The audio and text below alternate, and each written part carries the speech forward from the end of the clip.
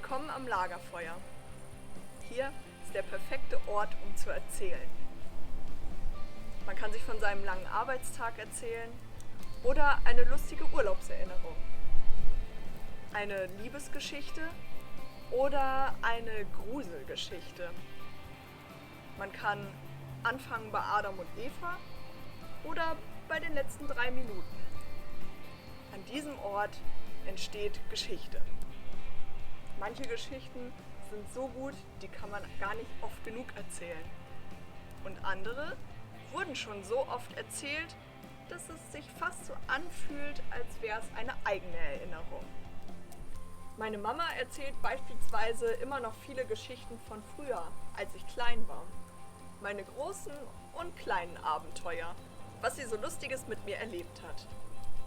Es gibt beispielsweise die Geschichte, wie wir in der Küche saßen und Erdbeeren gegessen haben.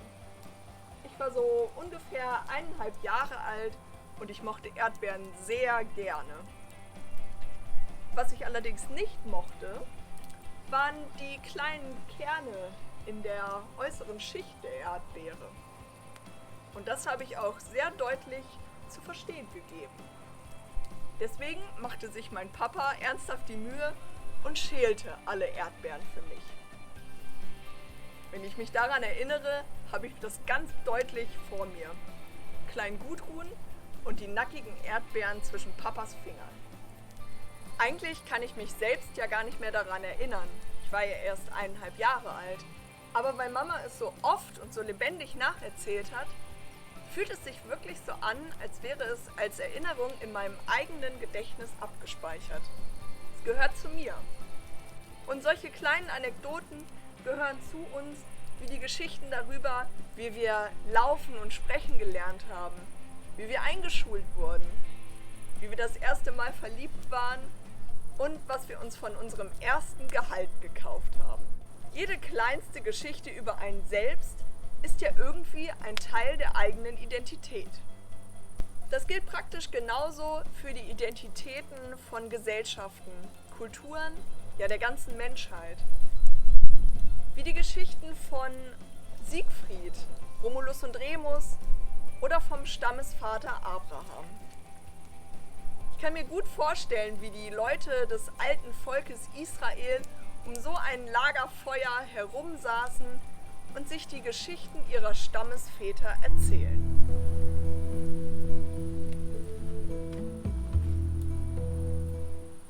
Mein Vater war ein Aramäer, dem Umkommen nahe, und zog hinab nach Ägypten. Dort war er ein Fremdling. Zu Anfang waren sie nur wenige Leute, aber sie wurden ein großes, starkes und zahlreiches Volk. Aber die Ägypter behandelten uns schlecht und bedrückten uns und legten uns einen harten Dienst auf. Da schrien wir zu dem Herrn, dem Gott unserer Väter. Und der Herr erhörte unser Schreien und sah unser Elend, unsere Angst und Not. Und führte uns aus Ägypten mit mächtiger Hand und ausgestrecktem Arm und mit großem Schrecken, durch Zeichen und Wunder, und brachte uns an diese Stätte und gab uns dies Land, darin Milch und Honig fließt. Das ist die Geschichte des Volkes Israels, in aller Kürze natürlich. Eine Geschichte von Gefangenschaft und Befreiung durch ihren Gott. Jedem Juden und jeder Jüdin wird diese Geschichte einmal als Teil ihrer Identität und Herkunft erzählt.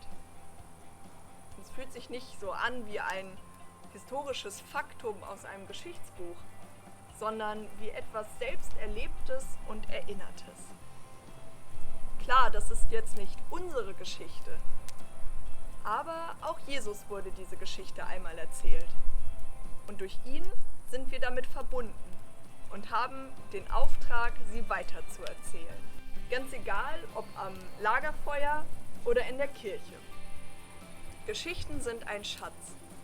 Und ich denke, jede Geschichte ist es wert, erzählt zu werden. Egal ob eine lustige oder traurige, eine ernsthafte oder eine heldenhafte. Mit oder auch ohne Happy End. Hört nie auf, eure Geschichten zu erzählen. Denn du schreibst Geschichte. Jetzt und hier bist du ein Teil von ihr. Amen.